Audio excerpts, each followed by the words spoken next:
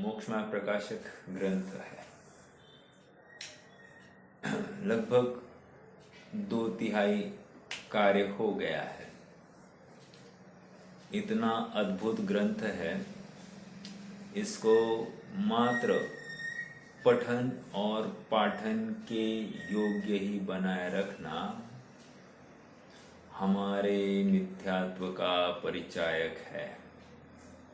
तो क्या करें? इस ग्रंथ के माध्यम से यथार्थ पुरुषार्थ धारण करें और आत्मानुभवन में इसका विषय को प्रमाण करें। एक गंभीर चिंतन, बहुत अच्छी बात है। कोई भी कार्य करने से पहले हम विचार करते हैं कि नहीं करते हैं? बराबर है कि नहीं? विचार करना मतलब निर्णय करना, ये कार्य करने योग्य है कि नहीं। निर्णय है। इतनी तो समझ हर किसी को है। जैसे एग्जाम्पल, खाने से पहले अपन क्या करते हैं? विचार करते हैं, ये खाने योग्य है या नहीं है, ये पाचक है या नहीं है, ये शरीर को कार्यकारी है या नहीं है। समझ में आ रहा है क्या?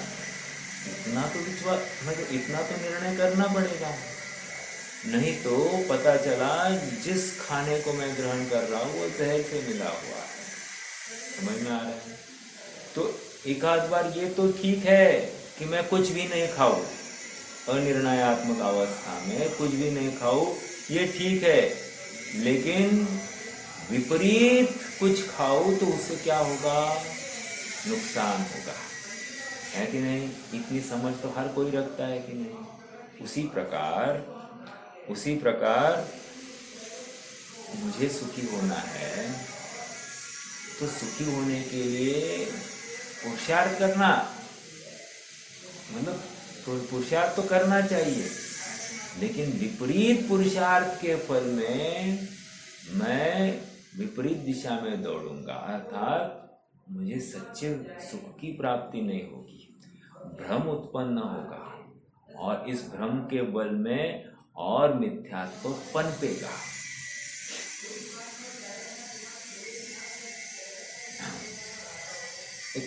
मुझे ज्यादा जानकारी नहीं है मेडिकल की, लेकिन ऐसा कहते हैं कि हड्डी है, तो हड्डी मान लो क्रैक हो गई है, कुछ तो हुआ है, और फिर से गलत जगह पर जुड़ जाए, जुड़ती नहीं होगी लेकिन कदाचित जुड़ जाए, तो वो दर्द ज्यादा करती है। क्यों? यथार्थ स्ट्रेस लेने के लिए वो समर्थन नहीं होगी, ऐसा मेरा अनुमान है। तो वो ज्यादा दर्द करती है गलत जगह पर जुड़ने पर। उसी प्रकार मेरा उपयोग यदि गलत जगह पर जुड़ जाए तो वो दुख के अलावा और कुछ भी उत्पन्न नहीं करेगा। समझ में आ रहा है क्या? अक्सर हम कहते हैं भाई बहुत कठिन है, ये कैसे शीत परिशव, कैसे उष्ण परिशव, कैसे तृण परिशव, नग्नता, भूख, क्षुधा, प्यास, कैसे कैसे सहन करते होंगे, बहुत कठिन है। जीवन धन्य है बाबा, उनका धन्य है। क्या कहते हैं अपन? मुनिराजों का जीवन धन्य है। क्यों धन्य है? हम नहीं कर सकते ऐसा पुरुषार्थ वे कर रहे हैं, लेकिन हम नहीं कर सकते ऐसा पुरुषार्थ वे कर सकते। इसमें सोच क्या है? ये कठिन है इसलिए हमको वो धन्यता भाषित होती है। जबकि धन्यता क्यों भाषित होनी चाहिए थी? धन्यता इसलिए भाषित होनी चाहिए थी, ये सहजता का मार्ग है और हमको उसमें कठिनता भाषित हुई है, इसलिए उनकी धन्य हो रही है, जो कि गलत सोच है। प्रश्न है, मोक्ष मार्ग सहज है, सुखरूप है या कठिन है, यत्न साध्य है? प्रश्न है। यदि यदि इसका समाधान इतना ही है कि सहज है, सरल है, सुखमय है, आनंद रूप है, तो फिर प्रश्न कहाँ है कि कठिन है और धन्य है? धन्यता स्वभाव के आश्रय को लेकर है, मतलब धन्य भाव स्वभाव के आश्रय को लेकर है, अन्य नहीं।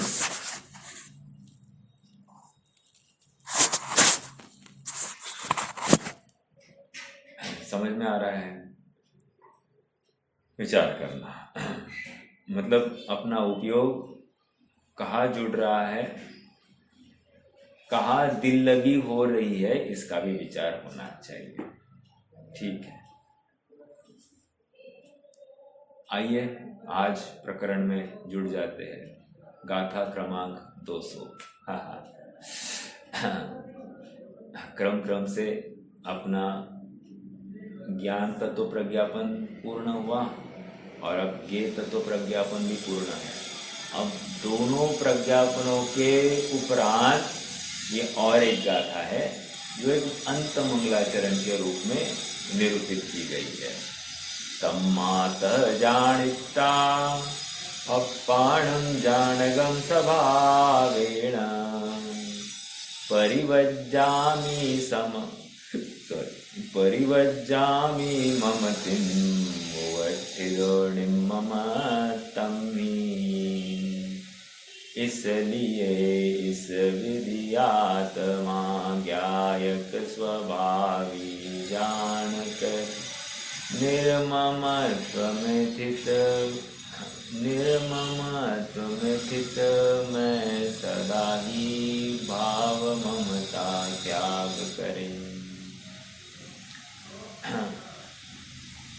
शुद्धात्मा में प्रवृत्ति के द्वारा मोक्ष प्राप्त होता है। इस कारण मैं आत्मा के स्वभाव से ज्ञायक जानकर, आत्मा को स्वभाव से ज्ञायक जानकर निर्ममत्व में स्थित रहता हुआ ममता का परित्याग करता। निर्ममत्व में स्थित रहता हुआ ममता का परित्याग करता। यहाँ पर भी बात ये आ रही है, निर्ममत्व में स्थित होता हुआ, निर्ममत्व स्वभाव, ममता का त्याग करता हूँ मतलब पर्याय में जो निरंतर ममत्व भाव हो रहा है, विस्मय हो रहा है, आसक्ति हो रही है पर द्रव्य के प्रति, उसकी चाह हो रही है, लालसा उत्पन्न हो रही है, कह रहे ये इसका अभाव हो जाए। ठीक है, यही ममत्व भाव है। पर द्रव्य में इष्ट अनिष्ट कल्पना, पर द्रव्य में स्वामित्व की कल्पना, ये छूट जाए। और ये कब होगी? जब निस्वभाव का भान। और निस्वभाव कैसा है? निर्ममत्व स्वभाव वाला, अर्थात ममत्व हो ही नहीं सकता, कर ही नहीं सकता, ऐसा इसका त्रैकालिक स्वभाव भाव। और पर्याय में इसका भान नहीं होने से बराबर पर में एकत्व ममत्व स्थापित करती हुई पर में ममत्व परिणाम खड़ा हो गया है। समझ में आ रहा है? चलिए, सर्वप्रथम करने योग्य बात मेरा भेद विज्ञान है। सबसे पहले ये करो।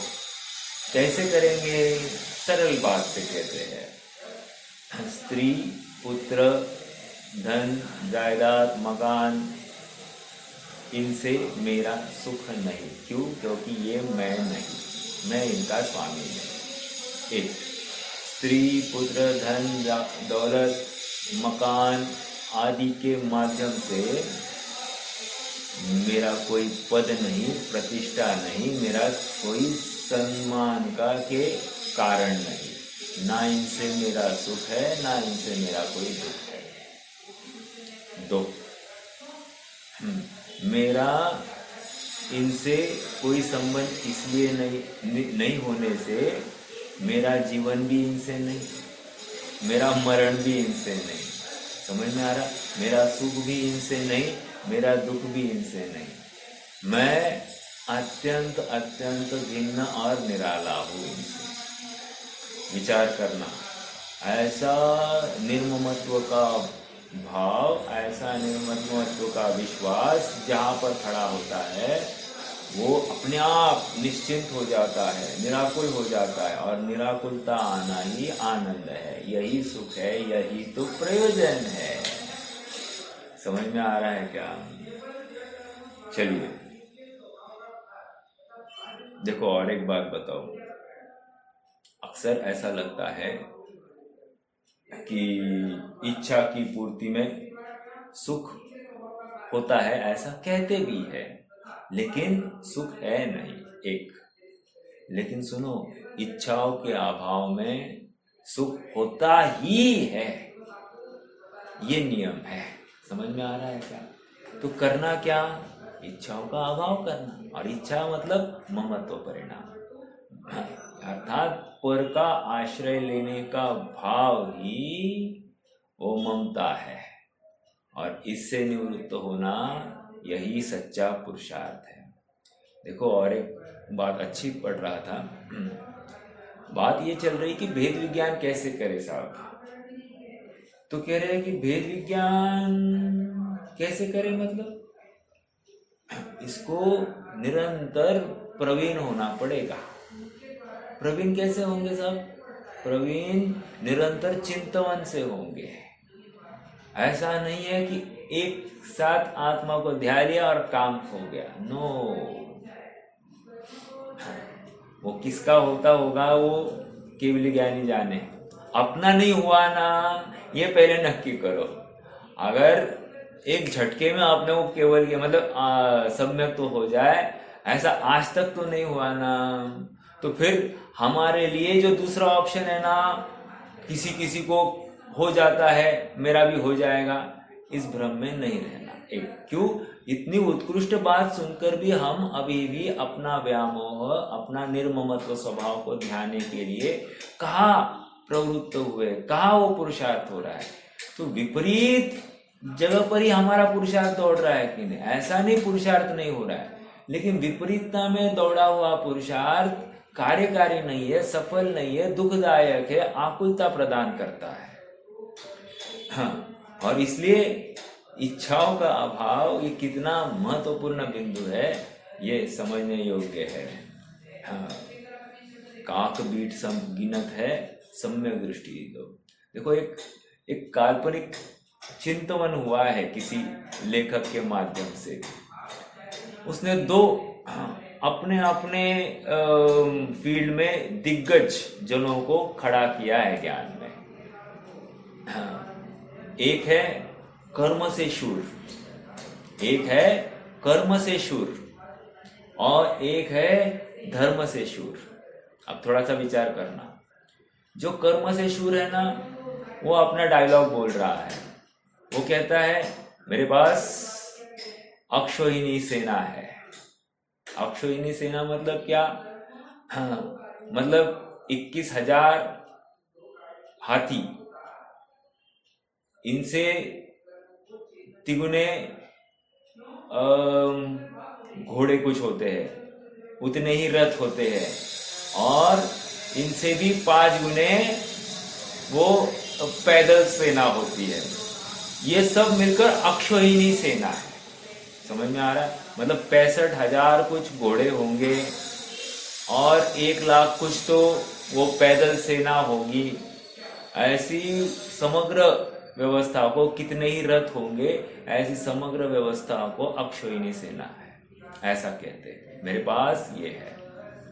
हाँ, तो जो धर्म में शूर है वो कहते हैं मेरे पास इनकी आवश्यकता नहीं है, इसलिए मैं क्योंकि मेरा कोई शत्रु है ही नहीं, तो मुझे सेना की आवश्यकता है ही नहीं, मुझे अपने आप को कहीं किसी से बचाने का यत्न करना ही नहीं, निश्चिंता। फिर जो कर्म में शूर है वो कहने लग गया मेरे पास संपन्न आयुधशाला है। हाँ, तो ये कह रहे आयुधशाला, इसकी क्या मुझे आवश्यकता है? जगत के देव सब देखे, कोई मेरा भी कोई द्वेषी, किसी के हाथ आयुध है, किसी को नार भाती है। आयुध भय का परिचायक है, अपनी वीरता का परिचायक नहीं है। समझ में आ रहा है? और मैं वीर हूँ, मुझे कोई भय नहीं। ओके, धर्म से शूर ऐसा कह रहा है। आगे कर्म में शूर, मेरे पास धन है, दौलत है, स्त्री है, पुत्र है, महल है, सब कुछ है, तुम्हारे पास क्या है? कह रहे हैं मुझे इन किसी की आवश्यकता ही नहीं है।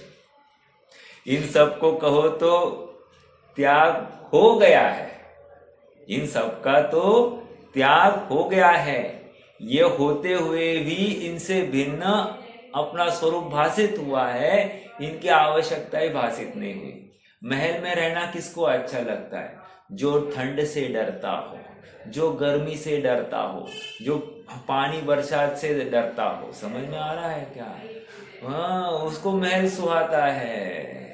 ये अपनी कषाय पकड़ में आ रही है, अपनी कायरता, अपनी कमजोरी पकड़ में आ रही है। महल में क्यों रह रहे हैं अपन, घर में क्यों रह रहे हैं? क्योंकि मैं ठंड से डरता हूँ। मैं कपड़े क्यों पहन रहा हूँ? क्योंकि मुझे अपना वितराग स्वभाव स्वीकार नहीं है, इसलिए कपड़े। हाँ, पर पदार्थ को पराधीन करने का भाव क्यों आ रहा है? ये कमजोरी का परिचायक है। और हम कपड़ों की मतलब कितने काउंटेबल होंगे, अनकाउंटेबल होंगे, अपना अलमारी ही जानती होगी। समझ में आ रहा है?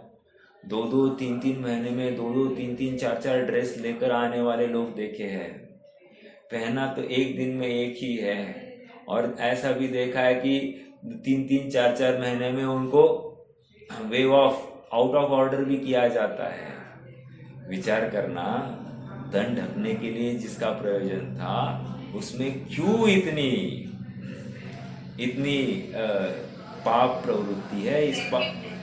ये पाप प्रवृत्ति अपने को कषायात्मक भाषित ही नहीं होती है।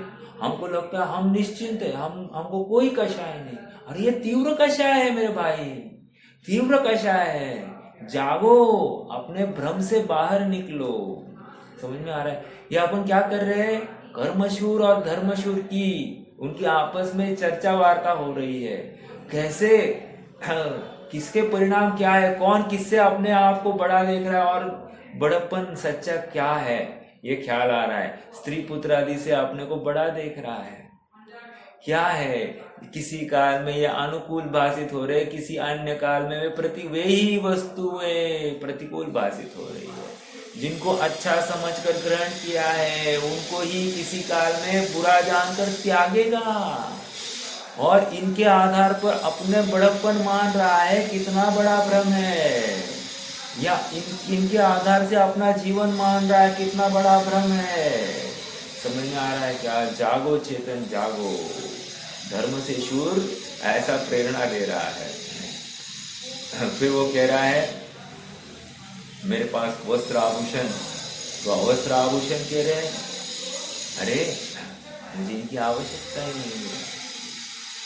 कहो तो मेरा वस्त्र ही, ये पूरी पृथ्वी ही मेरा वस्त्र है। मैं दिगंबर हूँ। समझ में आ रहा है क्या? दिगंबर मतलब क्या मालूम है क्या? दिगंबर मतलब, अंबर मतलब होता है वस्त्र, आवरण, और दिक, ये दिशाएं ही मेरा आवरण है। मुझे बांधने किसी की आवश्यकता ही नहीं। कहने की बात इतनी है, यथार्थ अभ्यास करता हुआ जीव अपर पदार्थों में आश्चर्य व्यक्त नहीं करता है, विस्मय नहीं करता है, सुख की कल्पना नहीं करता है, उनसे अपना जीवन नहीं देखता है। सहजता अपने आप प्रकट हो जाती है, उसको अपने आत्मिक स्वभाव पर पूर्ण विश्वास हो जाता है कि मैं हूँ, मैं था और मैं रहूंगा। पूर्व काल में भी मैं ज्ञान ही करता था। जैसे शक्कर भूतकाल में मीठी ही थी, वैसे ही मैं भूतकाल में ज्ञानात्मक ही था। जैसे शक्कर आज वर्तमान में मीठी ही है, वैसे आज मैं भी ज्ञानात्मक हूँ, स्पर्श रस गंध वर्णात्मक नहीं हूँ। पर के आधार से नहीं, स्व से ही सब कुछ मेरा कार्य चलता है। मुझे अपने कार्य में अन्य किसी भी पदार्थ की आवश्यकता नहीं। और सुनो, अनुमान से भविष्य में शक्कर मीठी ही होगी, उसी प्रकार मेरा ज्ञान स्वभाव भी भविष्य में जानन वाला ही होगा और वो आनंददायक होगा। इसका मुझे परम विश्वास है और इस विश्वास के बल पर अब मैं अपने आत्मा की ही भावना पाता हूँ। इसी को मैं भेद विज्ञान कह रहा हूँ।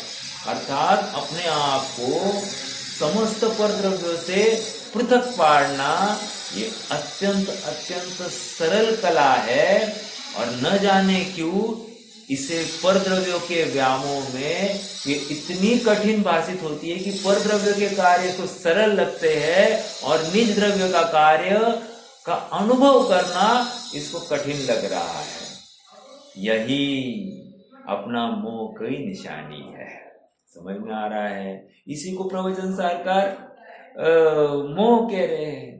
अपनी वस्तु जो सरल सुलभ है वो कठिन भाषित हो रही है, पर का आश्रय सुलभ भाषित हो रहा है। यही मोह है और इस मोह का नाश करना है। मोह कोई बड़ी बात नहीं है। और सुनो, जो पर द्रव्यों को धारण करने की बात कर रहे हैं ना यहाँ पर, वो भी कल्पना है और वो कल्पना विपरीत है। वो कल्पना विपरीत है। तो अब क्या करना? इस कल्पना को सुधार दो तो बस अपना कार्य हो जाएगा, निश्चिंत हो जाएगा, आकुलता हट जाएगी। बस मेरा ज्ञान, मेरा आनंद, मेरा सुख, मेरा विश्वास, मेरा वीर्य सब कुछ मेरे पास में है। हाँ, ये देखो तो सही। चलिए, एक महत्वपूर्ण प्रकरण आगे चला। मुझे थोड़ी चिंतवन की बात रखनी थी। मूल बात यही है, लेकिन उसमें चिंतवन आना चाहिए। अपनी विचारधारा कैसे पहनी हो, इसके लिए इतना मैंने खुलासा किया है। मतलब एक एक्सप्लेनेटरी एक सेशन टाइप रखा है। देखो, यह मैं मोक्षाधिकारी। अब ये मोक्षाधिकारी किसको विश्वास होगा? जिसको मोक्षाधिकारी अर्थात उसको मोक्ष दिखाई दिया है, मोक्ष का निर्णय हुआ है और मोक्ष का निर्णय पूर्वक अपने स्व की रुचि उतने ही प्रमाण में उसको प्रकट हो गई है, हुई है। इसलिए तो ये मैं मोक्ष का अधिकारी। ये कॉन्फिडेंस कहाँ से आ रहा है? समझ में आ रहा है? हाँ, कल मैं वो घटना कह रहा था, तानाजी और सूर्या जी, वो दो भाई थे। मैं आज बैठे बैठे अचानक याद आ गया मुझे। तो तानाजी मर गए थे, तानाजी मालुसरे, और फिर सूर्या जी मालुसरे, उनके जो भाई थे, उन्होंने कमान संभाली। यह मैं तुम्हारा नेता, तुम क्यों भागते हो? राइट? उसी प्रकार देखो, कहीं भी जहां कहीं ठौर मिले वहां पर जीव रुकता ही रुकता है। जो कोई आधार दे उसका आधार लेता हुआ दिखाई देता है। राइट? उसी प्रकार यहाँ पर जीव को आधार दिखाना है। कौन है? कोई करता है क्या? हाँ, यह मैं मोक्ष का अधिकारी। बोलो तो सही, मैं मोक्ष का अधिकारी। है वो विश्वास, है वो दम, अपने स्वभाव को ध्याने की है वो रुचि, है वो तड़पन। समझ में आ रहा है क्या? जिसको ये तड़पन है उसको ही विश्वास आएगा, अन्य को नहीं आ सकता ना। इसलिए मैंने आज एक स्टार्टिंग में भी बात रखी, प्रवचन सार अद्भुत ग्रंथ है, लेकिन इसको मात्र पठन पाठन का विषय नहीं बनाना है, तो ये आत्मानुभव का विषय बने। अर्थात इसके विषय वस्तु को समझकर हम अपने आत्मा को प्रकाशित करें, अनुभूत करें, स्वानुभव करें उसका, तभी तो इसका पढ़ाना सफल होगा। देखो क्या है, यह मैं मोक्षाधिकारी।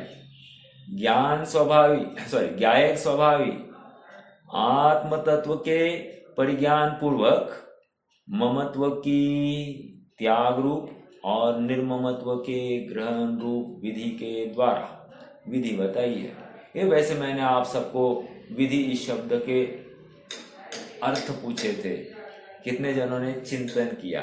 अचानक मुझे याद आ गया, मैं किसी को ऐसा ये नहीं करने वाला, अचानक याद आ गया। विधि शब्द के अर्थ पूछे थे, किसी ने सोचा? कर्म एक आया, विधि मतलब कर्म, ओके। एक विधि मतलब मार्ग कह रहे, दो, ओके। और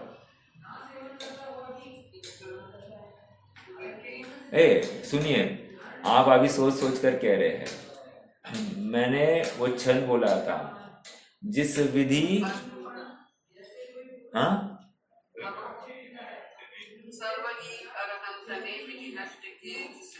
हाँ, हो नमन उसको सब विधि। हाँ, 4-5 विधि आए हैं। अब फिर से एक काम करना, पेन लेना और हर विधि का उसको नंबरिंग करना। ये पहली विधि को क्या, इस दूसरी विधि का क्या, देखो ये ऐसा अभ्यास करो, आपको इसमें रुचि आएगी। तो ये आत्मा की रुचि का परिचायक है, ये समझना। ऐसा नहीं है कि आत्मा की रुचि का परिचायक नहीं है, this is waste of time, no. आप गंभीरता से विचार करना और सुनो, आपको आनंद भी आएगा। ओ क्या भाव भरा है इस विषय में। वो आनंद आने से आत्म वस्तु अच्छी लगने लगती है। यही विधि है। हाँ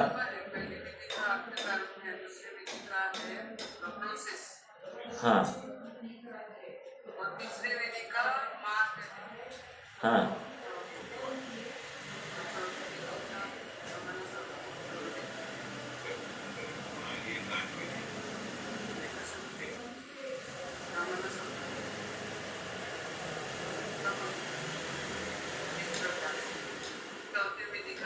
प्रकार प्रकार प्रकार सर्व प्रकार से, द्रव्य भाव से प्रभु वंदन तुम्हें आनंद। तो द्रव्य प्रकार, द्रव्य से और भाव से, दोनों प्रकार से मैं आपको नमस्कार करता हूं। ऐसा है, ठीक है, चलिए।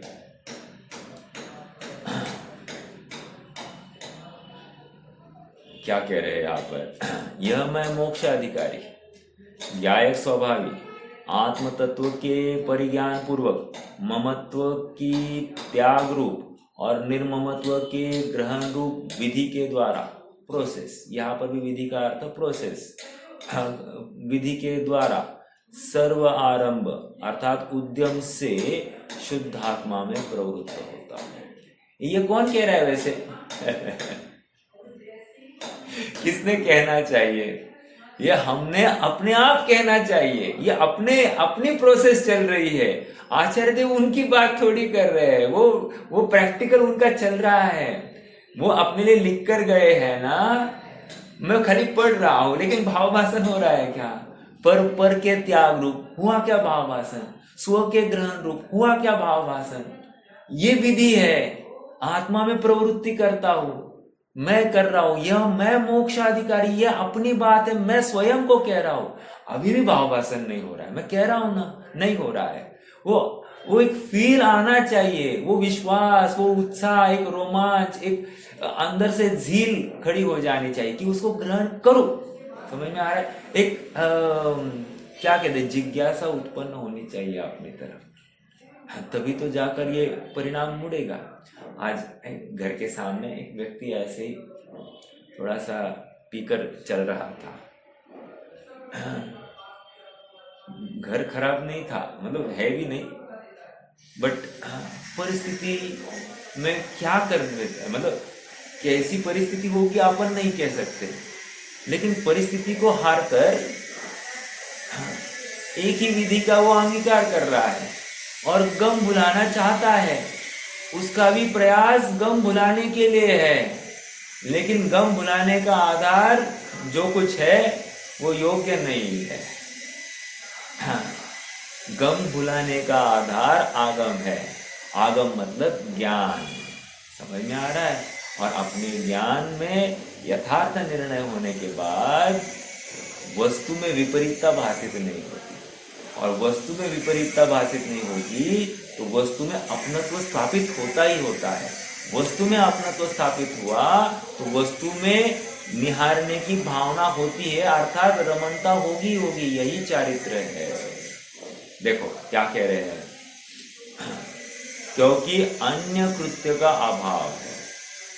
कह रहे अन्य प्रकार से आत्मा की उपलब्धि संभव ही नहीं है, ना भगवान को नमस्कार करने से, ना उनका जयकारा करने से, ना कोई विधान आदि की रचना करने से, ना कोई लेख भगवान के ऊपर लिखने से, ना कोई तीर्थ या इतिहास के बारे में कुछ लिखकर, प्रथमानियों की कोई घटना लिखकर ये आत्मा की बात नहीं होगी, अर्थात आत्मानुभव नहीं होगा। अरे समयसार लिखने से भी आत्मानुभव नहीं होता, अरे आत्मख्याति लिखने से भी आत्मानुभव नहीं होता, अरे प्रवचन सार लिखने से भी आत्मानुभव नहीं होता। तो प्रवचन सार का भाव समझने से, आत्मख्याति का भाव समझने से अपने आत्मा की ख्याति होती है।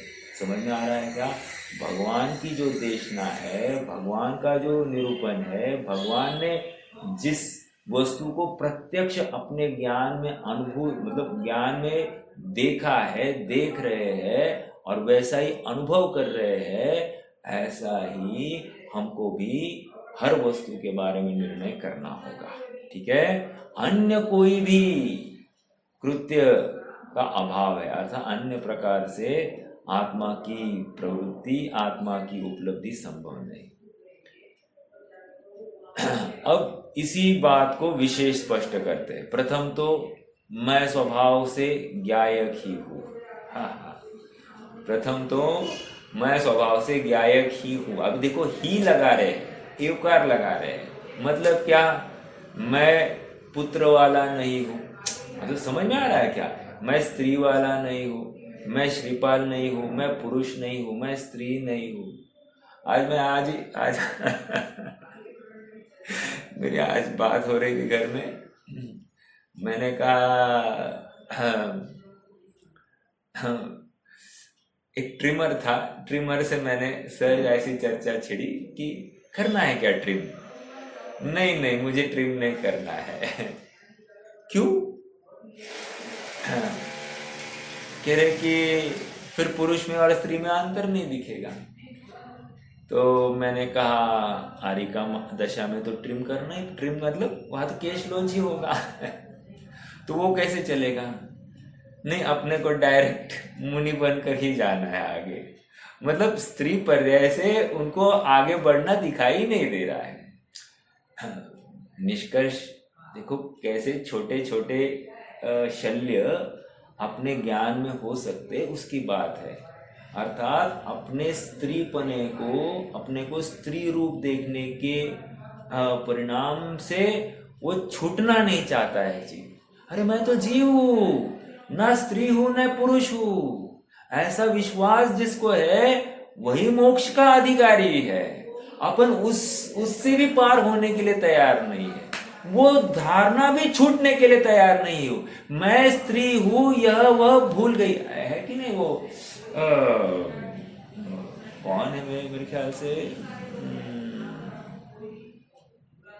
सती आनंदमती की वहां गाथा चल रही है, और वहां पर एक बिंदु आया कि मैं भी स्त्री हूँ ऐसा भूल गई। उसने आनंदमती ने किसी आरिका माता के साथ पास दीक्षा ली, दीक्षा लेने के बाद साधना की, साधना में मैं ये स्त्री पर्याय वाली व्यक्ति हूँ ऐसा भी भूल गई, और इसके फल में स्त्री पर्याय का छेद करके देवलोक में देव हो गई। देव हो गई, देव नॉट देवी, अर्थात स्त्री पर्याय का छेद होने के बाद ही हो रही है। कहने की बात इतनी है, हर किसी को जिस पर्याय में बैठा है, पुरुष पर्याय में बैठा है, तो ये पुरुषत्व का त्याग करके ही आत्मा मिलने वाला है। इससे रहित अपने को देखो तो सही।